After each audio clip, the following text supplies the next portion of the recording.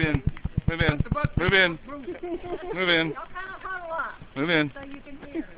This is a real obvious wetland area, even for somebody who doesn't know anything about wetlands. But some of the kind of more unusual plants you've got down there is the one with the yellow and white head on it there, golden club, or never wet. I'm using the common names, but really it's super useful to learn the scientific names of the plants, because everybody has it, not everybody, but you'll hear different common names. You might be arguing about the plant, you both agree, but you have different common names for it. So it's really useful to call them by their Latin scientific name, and that's Orontium, that one. If you write down the Golden Club, I'll help you get the scientific later. Golden Club. I'll help you get the scientific name later, okay? Now I've got a question about one of those the questions on the front side of that sheet. It says naturally problematic. Yeah. Now how would vegetation fall into that, like being naturally problematic? Yeah. Well, the naturally problematic, that kind of goes back to that data form is going to be used all different sorts of places. Right.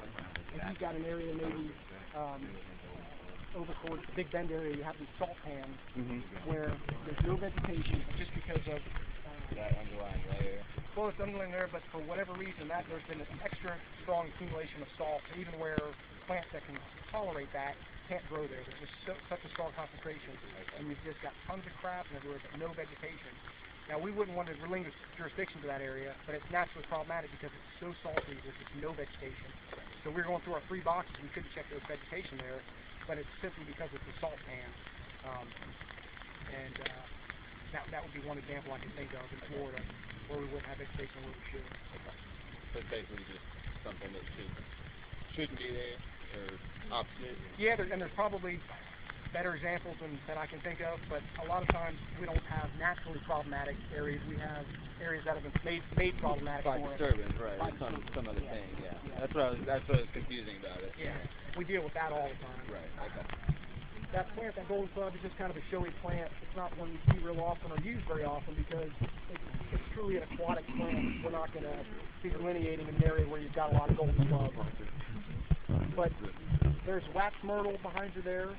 It doesn't have the berries on it, but that one that he's touching there, that's one you'll see in people's yards. You'll see it down here right in this floodplain surrounded by water. It's a true facultative plant, doesn't care where it grows. But it's going to count when we're counting wetland plant, or we're counting vegetation, we're going to count that towards the wetland side of the table. So odorless wax myrtle, is that more apt to be in the wetlands than wax myrtle? Is that a bad question? No, I know the plant you're talking about, the heterophila, but it's not a real common one. I think it's probably going to be a little bit towards the wetter side of things. Okay. Is my guess. But it's not a very common plant. We see a lot of those cubic spikes. Okay. We went over on the side of Eglin with the cubic spikes, and we'll see a lot of the heterophila down as it's beginning to get wet. And it's probably going to be pretty attack wet if I had to guess. Yeah. It's right on the edge. It's not quite, and it's that cubic, sounds so right. it's very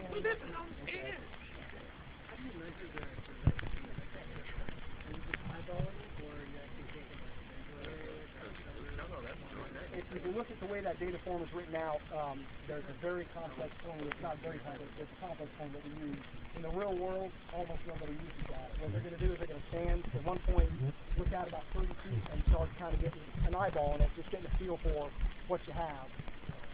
Like right here, I'm seeing a lot of pie down here. We're seeing it's starting to come into bloom. See some. That's a real common plant. We look at it as an arborvitae plant. Seeing Atlantic white cedar, the wax myrtle counts as a wetland plant, even though it's only fat and all. But that's how we do it. We don't really look at coverage and all. So if you follow the sheet, and if we do that by the book, that's what we do. But for the most part, we're just kind of moving. And the consultants do the same thing.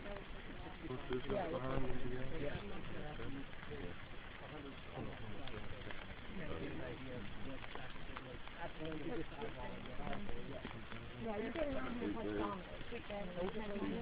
And that's what we're looking for. We're looking for the dominant.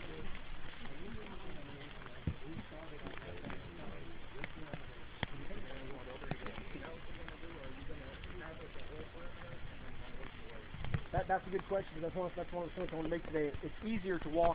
You want to go into the wetland and say, okay, I know I'm in a wetland now, and walk out of it to try to find your line. It's a lot harder to try to stay outside and just kind of dart in and out and find the edge that way. But once you find your key point that you're looking for, you're seeing, okay, on this side of the line, I'm not really seeing any sweep bay. On this side I am. So you're going to kind of follow that vegetative break. Or in some places, if you're lucky, you have a topographic break. You can say it's kind of dropping off here. I'm just going to follow that line off. The key thing to do, though, is don't always rely on the vegetation. You need to do a lot of soil picking. Keep looking at that soil because, especially in our fire-suppressed areas, which we've got a lot of, the vegetation is crept out of the wetlands. There's stuff going up the hill that shouldn't be up on that hillside in the upland area. And you may say, hey, man, I've got strong vegetation here. If you look at the soil, it's very light gray sand and all because it's not a wetland area. It's just the fire hasn't burned back vegetation back into wetlands like they normally be occurring. You generally putting wetlands just further up front. Yeah. Or even the other way. Yeah. You have a buffer zone too that you run on the outside of them. I'm looking at one of the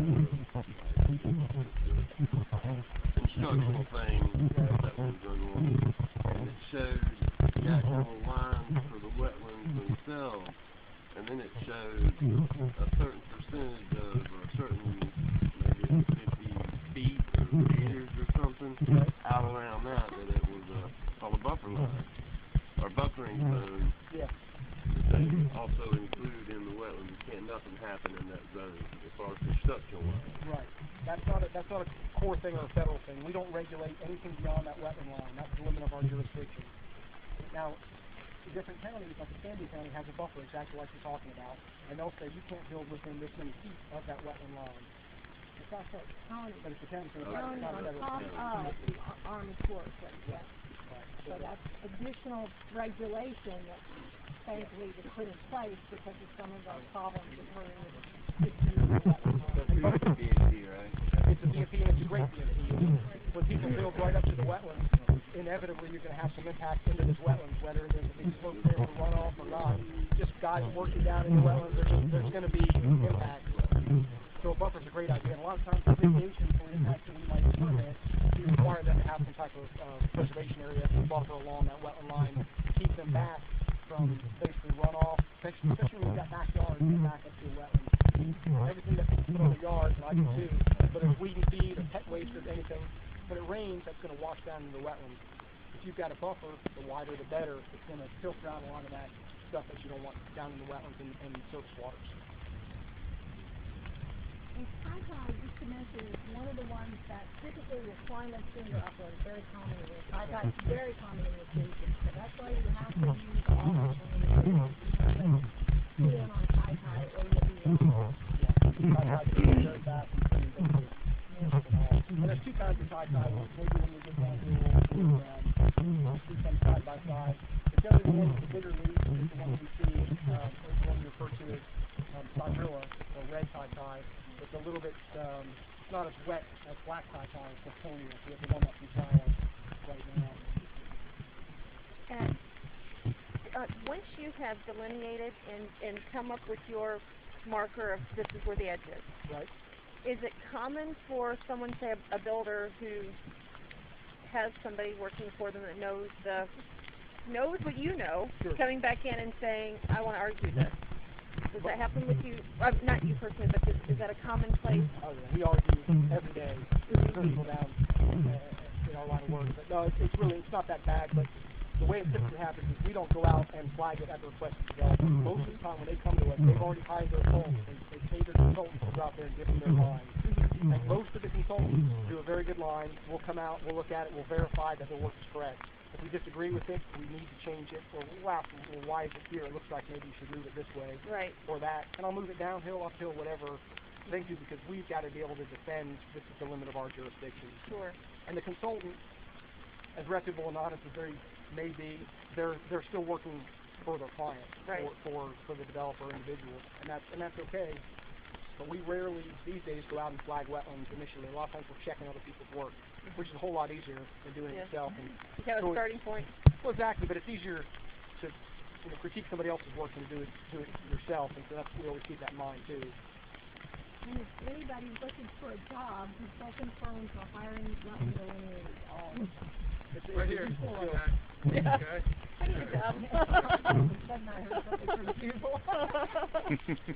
That's basically the same thing they'll do with historical sites too. It is.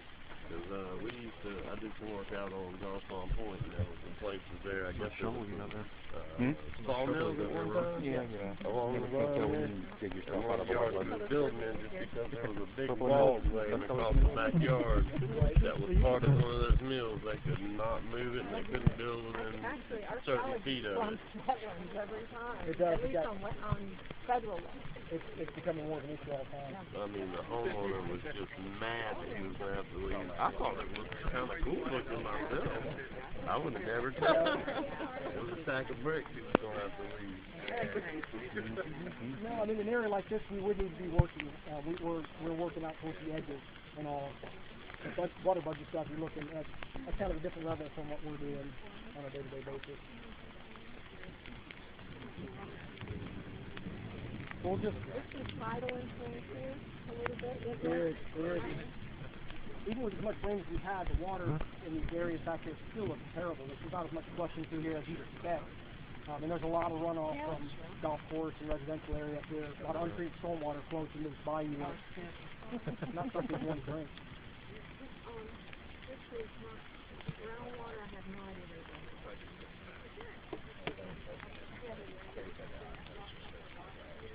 There's a cooling pond that has a kind of a dam weir thing from Gulf Power out there, and they basically let that water, thermal reduction or whatever, basically let that water sit in there before it gets released out into water to the U.S., water to the state, and all. But there's no actual dam on Thompson Bayou here. Is that the one where it comes down to, like, it runs down a series of drops and falls of concrete all the way down to the river? I passed by one fishing before out. It's kind of a sheet pile situation, and I think they can raise and lower it like a gate or a weir to let that water out, but I haven't seen the step down section. There may be closer to the plant. Yeah, it's right on top of it. It's right at the back of the plant. Okay. Yeah, that's right outside of the where Thompson Bayou emptied out into the river. It's Exactly. right outside of there. It's So that's a cooling water they're releasing there. Where they go for mercury cover. We'll Yeah. keep going down this way. Keep going that way.